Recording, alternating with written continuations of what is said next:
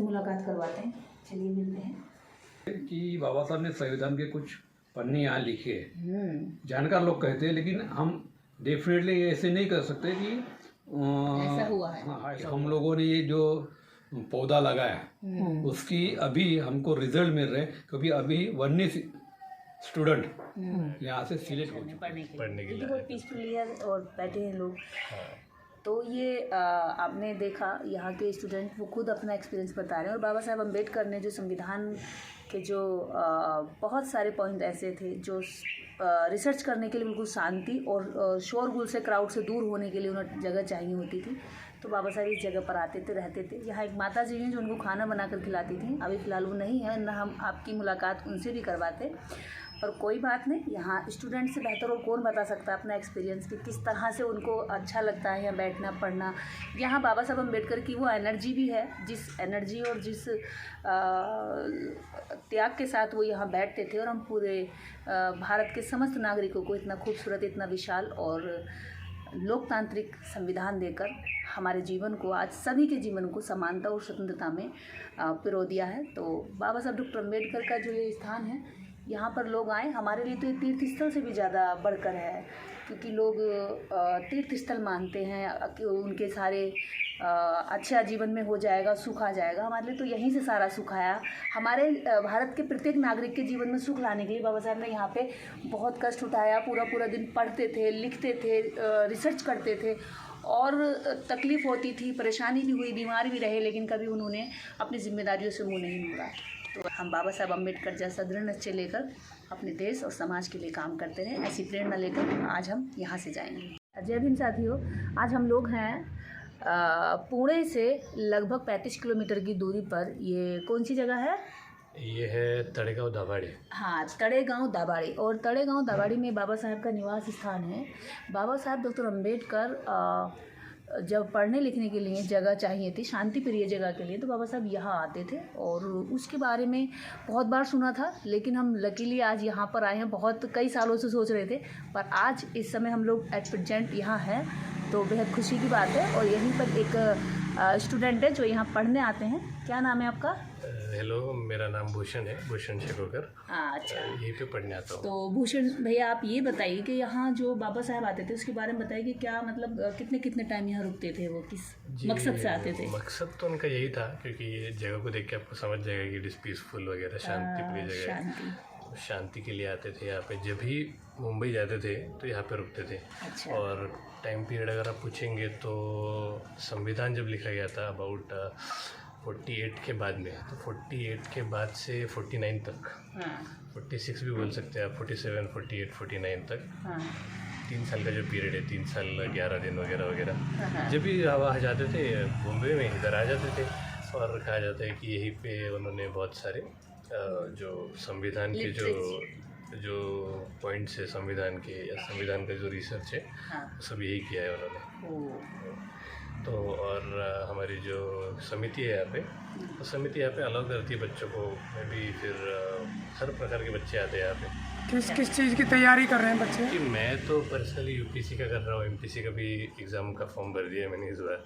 Target मेरा UPSC है। और वैसे तो ये स्टडी हॉल है, और हर प्रकार के बच्चे आते हैं। बीएड ग्रेजुएशन हो गया, सीए हो गया, या आपका कॉम्पिटिटिव एग्ज़ाम हो गए, बहुत national level, state level, local level, तो सब प्रकार के बच्चे आते हैं। कितने बच्चे पर ईयर यहाँ से सिलेक्शन होता है? तो अभी इस साल तो कम से कम 2024 का रिसेंटली अभी 6 बच्चे तो सिलेक्ट हो गए हैं। आपको नाम के साथ में लिस्ट भी दे सकते हैं, लेकिन वो सर के पास होगी। अच्छा। तो और अभी देखेंगे, क्योंकि इस साल मोस्ट प्रोबेबली हमारा टारगेट है कि लाइब्रेरी खाली ही कर देनी नहीं, और न्यू बच्चों को मौका मिलेगा, फिर न्यू बच्चों को मौका मिलेगा। और ये इधर ही पास में नूतन कॉलेज है ना। अच्छा। आप वहाँ पे भी, वहाँ से भी बच्चे यहाँ पे। जय भीम। आज आपको हम एक महत्वपूर्ण स्थान पर एक खास शख्सियत से मुलाकात करवाते हैं। चलिए मिलते हैं। आप हैं? जय भीम सर। जय भीम। कैसे हैं आप? मैं मजे में हूँ। अच्छे में हैं? चलिए। मेरा नाम निर्देश है। अच्छा। और मैं दिल्ली से हूँ। और मैं चाहती सर आप अपना परिचय के साथ इस जगह का भी परिचय दें कि इस जगह की क्या महत्ता है। मेरा नाम किशन फूल है। जी वैसा तो मेरा विदर्भ में गाँव है, जी। लेकिन यहाँ पे मैं मिसेस की नौकरी के इसमें इधर आ चुका हूँ। अच्छा अच्छा अच्छा। अभी 27 साल यहाँ पे हो गए। 27 साल आपको इसकी जगह देख रेख करते हुए? नहीं, 27 साल हो गए इधर मैं आया हूँ। ओके। तो मैं विश्व रत्न डॉक्टर बाबा साहब अम्बेडकर स्मारक समिति है हमारी, जो उसका मैं सेक्रेटरी हूँ। जी। यहाँ की जगह के जो है, बाबा साहब ने देश स्वतंत्र हुआ 1947 में जी। और उसके बाद में 4 महीने के बाद में तलेगांव में दिसंबर 1947 में 23 एकड़ जगह खरीदी की। 23 एकड़? हाँ। ठीक है। और उसके बाद में बाबा साहब ने वडगांव में 13 एकड़ और कातवी में 5 एकड़, ऐसी टोटल 41 एकड़ जगह उन्होंने खरीदी की थी। अच्छा। उनको यहाँ पे यूनिवर्सिटी बनाने का उनका प्लान था। अच्छा, इस जगह तलेगांव? इसी जगह में। अच्छा।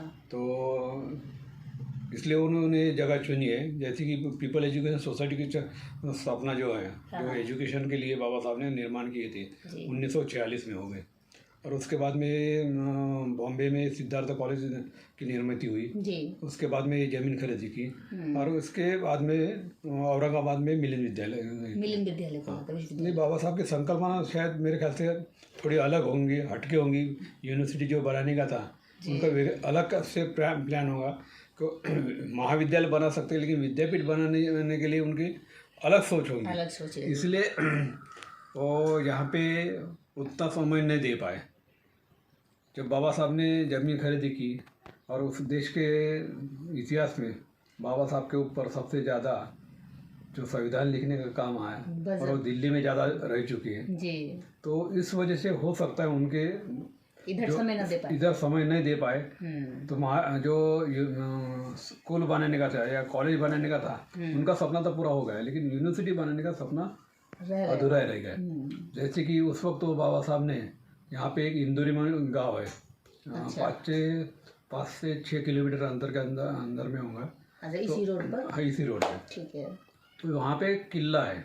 अच्छा। जो जमीन पे, इसलिए उसको भूईकोट किला बोलते हैं। अच्छा। जो किले है ऊपर में रहते, लेकिन वो जमीन पे, इसलिए उसको भूईकोट किला बोलते हैं। और वो जो इमारत थी, तो इमारत बाबा साहब ने उस वक्त कलेक्टर को लेटर करस्पॉन्डिंग करके इमारत मंगाया था, लेकिन शायद मेरे ख्याल से उसके ऊपर कुछ ध्यान ज़्यादा नहीं दिया। अब कुछ लोग बोलते हैं यहाँ पे कि बाबा साहब ने संविधान के कुछ पन्ने यहाँ लिखे, जानकार लोग कहते हैं, लेकिन हम डेफिनेटली ऐसे नहीं कर सकते कि ऐसा हुआ है। हाँ, ऐसा हुआ है।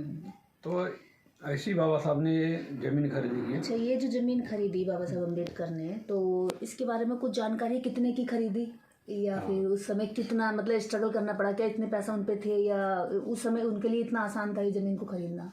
नहीं, वो तो आसान था, यहाँ के कुछ लोगों ने उन्होंने ज़मीन दी। अच्छा। तो बाबा साहब ने जो टोटल है 16 एकड़ में, ये 41 एकड़ ज़मीन खरीदी की है। 41 एकड़ ना?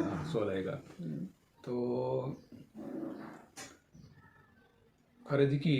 तो उसके बाद में तो बाबा साहब जो सपना था वो सपना पूरा नहीं हुआ।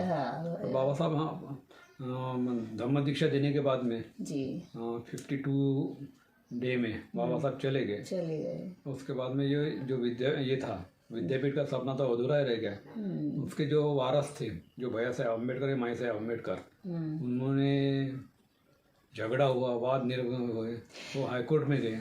अच्छा। और हाईकोर्ट में जाने के बाद में दोनों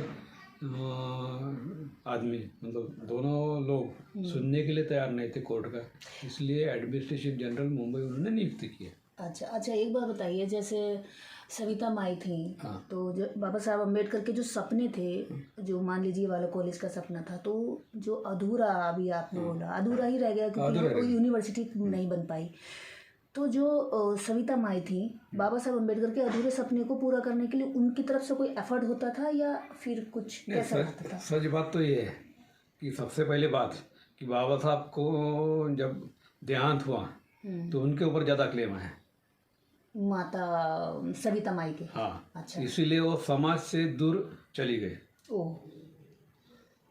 मतलब बाबा साहब का सपना तो उनको मालूम था, ऐसा नहीं हो सकता, मालूम था, लेकिन उस वक्त जो बाबा साहब को इन्होंने मारा, ऐसे लोगों का समझ निर्माण हुआ और बाबा साहब समाज के अलग हुए, मतलब मेरे ख्याल से 1956 से 1901 तक, मतलब जब करीब करीब 40 साल माई साहब आम्बेडकर समाज से दूर रह चुके थे।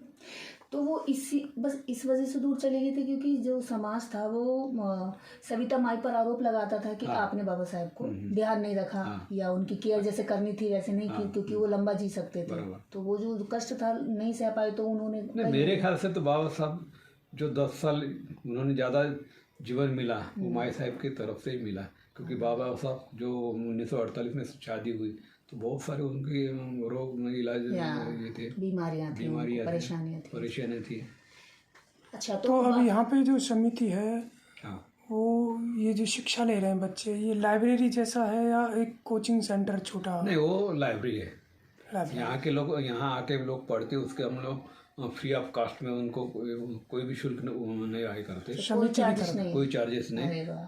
उनका एक खुद का एक अपने हमारे पास में किताबें भी है, यूपीएससी एमपीएससी स्पर्धा परीक्षा के है। और सबसे खुशी की बात ये है कि हम लोगों ने ये जो पौधा लगाया उसकी अभी हमको रिजल्ट मिल रहे हैं, क्योंकि अभी 19 स्टूडेंट यहाँ से सिलेक्ट हो चुके हैं।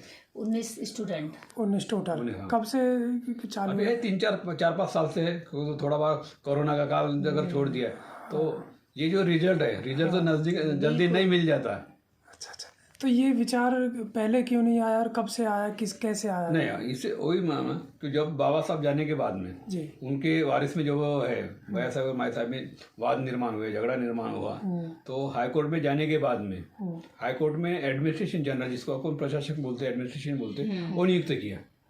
और उन्होंने इस जगह 1/10/1960 में, मतलब 1 अक्टूबर 1960 में पूरी बेच डाली। मतलब बांग्ला भी दूसरे के कब्जे में था, मतलब अपने को 1 इंच भी जगह 1960 से लेकर 2012 तक नहीं थी। ये भी नहीं थी जहाँ बैठे। अच्छा, तो ये जो इंस्ट्रक्चर खड़ा किया बाद में बेची किसने बेची? वही तो बोल रहा हूँ। वो जिसको एडमिनिस्ट्रेशन जिसको बोलते, जिसको अपन केयर टेकर भी बोलते हैं, जो आपने इसमें बोले थे वाचमैन भी बोल सकते, जो भी अपने लफ्ज है, तो उन्होंने वो बेचा।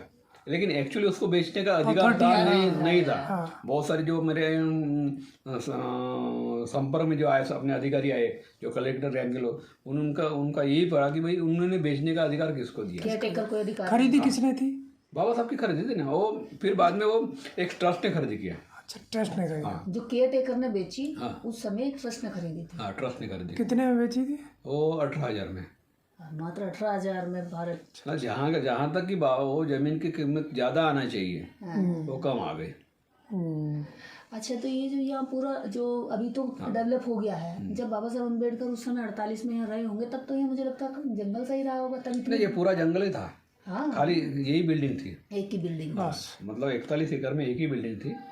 और उसके बाद में जो 60 में बेचा गया, 1960 में जो बेच दे, तो 2012 तक मतलब कम से कम 52 ईयर्स ये दूसरे के कब्जे में था। ये इसलिए हम लोगों ने 8 साल तक संघर्ष किया। हमारे विश्वरत्न डॉक्टर बाबा साहब अम्बेडकर स्मारक समिति के जो है उसकी जो प्रेसिडेंट है वो भी एडवोकेट है, रंजनाताई भोसले। तो हम लोगों ने एक यूनिटी बनाई। यूनिटी बनाने के बाद में हमने संघर्ष किया सर, लेकिन संघर्ष करते वक्त हम किसी भी रास्ते पे उतरे नहीं या किसी पॉलिटिकल पार्टी का डरे नहीं, संपर्क नहीं लिया जी। मतलब किसी के साथ में नहीं। हम खाली अपने जो ये थे प्रशासकीय एडमिनिस्ट्रेशन जो लोग थे, जो एडमिनिस्ट्रेशन लोग जो हमारे परिचय थे, उनके माध्यम से हम लोगों ने 8 साल तक संघर्ष किया। और 26 अप्रैल 2012 को ये बंगला सबके लिए खुला हुआ। आप जो बोल रहे थे ना कि अभी पहले क्यों नहीं था, तो इसीलिए 2012 के बाद में इसका हमने शुरुआत में उसको बहुत सारा अपने आगे यहाँ पे एक फोटो लगा हुआ है, वो फोटो भी देखेंगे। वो घर टूटा हुआ सा है, ये ऐसी ये दे, ये जो पड़ा बंगला ऐसा था। तो इसको हमने थोड़ा डेवलपमेंट किया, रंग रंगोटी किया, तो तभी ये इतना अच्छा बना है, खूबसूरत सा। अभी जो है आपको जो दिख रहा है वो महाराष्ट्र शासन जो सामाजिक न्याय विभाग है उनके यहाँ से निधि आया और निधि की वजह से ये सब डेवलपमेंट अच्छा हुआ बना। अभी जैसे हम दिल्ली से आए हैं, हम यहाँ आने लगे और यहाँ 2-4 दिन पढ़ने कुछ या रुक कर पढ़ने लगे, तो ऐसा कुछ सुविधा है किसी कर सकते हैं, लेकिन आपकी सुविधा आपको करना पड़ेगा। हाँ, खाने का। रहने का है? रहने का है ना। रहने का है। अच्छा, जैसे कि आपके दिल्ली के लोग आए थे मेरे साथ में, जो डुंगेश्वरी में ये हमने सामने शिविर लिया था, हाँ। तो उनके 50 लोगों की टीम भी आई थी। हाँ, तो समिति ने यहाँ रहने का, जैसे कुछ आते हैं अपने लोग, तो रहने की व्यवस्थाएं कर रखी है। थोड़ी सही है। हाँ, तो अब नेक्स्ट टाइम हमें पता नहीं था, अगली बार जब हम आएंगे तो यहीं हम स्टे करना पसंद करेंगे। बिल्कुल। और ये बहुत खूबसूरत और हमने अभी एक मराठी में निकाला है, जी। जो कोई बुक ऐसी जो आप देते हो? एक पत्र- माँ जी नहीं, रहती थी यहाँ। ये है, आप ये भी बताइए, क्योंकि मराठी में मैं आपको उसको बताता हूँ। ये जो है बाजू की जो जगह है, बाजू की जगह, उसके लिए हम लोग संघर्ष कर रहे हैं। अच्छा। हमने शासन से, मतलब गवर्नमेंट से भी 2008 से हमने लेटर करस्पॉन्डिंग किया है, लेकिन शासन के वजह से हमारे पास में कुछ भी ऐसा सपोर्ट नहीं मिल रहा।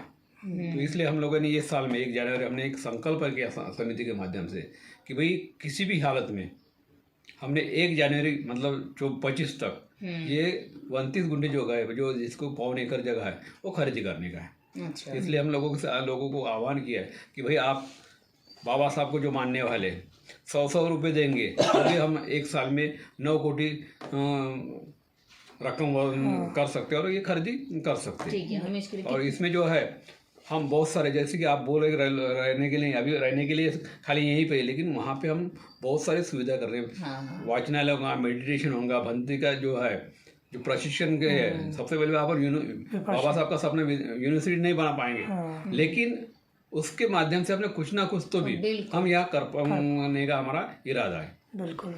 तो मैं इसके बारे में यहाँ बोल देती हूँ। ये जो समिति है, समिति का पूरा नाम क्या है? विश्व रत्न डॉक्टर बाबा साहब अम्बेडकर स्मारक समिति। हाँ, विश्व रत्न डॉक्टर बाबा साहब अम्बेडकर स्मारक समिति, तड़ेगांव, दाभाड़े। तो यहाँ जो बाबा साहब का बंगला है, इसी के बगल में कितनी एकड़ जमीन खरीद रहे हैं? 29 गुंठा, मतलब 1.25 एकड़ जमीन खरीदने का प्रयास चल रहा है, जिसमें प्लान है कि मेडिटेशन सेंटर, साथ ही जो लोग दूर दराज से आते हैं और उनके रहने की व्यवस्था की जाए, बौद्ध भिक्षु के प्रशिक्षण शिविर लगाए जाए। इस तरह के काम के लिए यहाँ पर जो ज़मीन खरीदी जा रही है। बाबा साहब का सपना था कि यहाँ यूनिवर्सिटी बने, वो नहीं बन पाई, वो चले गए दुनिया से। उतना वक्त नहीं मिल पाया क्योंकि संविधान लिखने की बड़ी जिम्मेदारी उनके कंधों पर थी, जिसकी वजह से वो इसको टाइम नहीं दे पाए। तो अब यहाँ जो ये समिति काम कर रही है, मैं चाहूँगी कि थोड़ा सा करीब कर दें। उसमें हम देश के लोग अगर 100 रुपये भी दान करेंगे, तो यहाँ पर QR कोड भी है, हम उसमें मेंशन कर देंगे जब हम आपके बीच में वीडियो में रहेंगे, कि इस तरह के कामों के लिए हमारे लोग तेज़ी से आगे बढ़े, क्योंकि यही हमारे तीर्थ स्थल है, यही हमारी धरोहर है और यहीं से हमारा इतिहास हमारे बच्चे जानेंगे। तो अपनी हिस्ट्री को बचाए रखने के लिए, सुरक्षित रखने के लिए केवल जय जयकार लगाने से काम नहीं चलेगा, हमें उसके लिए कुछ त्याग भी करना पड़ेगा। एक माँ जी रहती हैं जो कहते हैं बाबा साहब को खाना बना के खिलाते हैं, वो अभी भी है? अभी भी है, लेकिन अभी बोल नहीं पाएंगी। अच्छा। मुलाकात ले सकते, मुलाकात नहीं ले सकते, आपको उसका देखने का फोटो आप उसका निकाल सकते हैं। अच्छा। वो बोल नहीं पाएंगे, उसके लड़के हैं, लड़के बोल सकते हैं। अच्छा। कोई बात नहीं, उनको आराम करने दीजिए। अच्छा लगा आपसे मिलके, बहुत बहुत धन्यवाद। आपने काफ़ी अच्छी जानकारी दी जो हमें नहीं पता थी, हम आके ऐसे चले जाते, कोई मतलब नहीं रहता। हाँ, रियली। हाँ।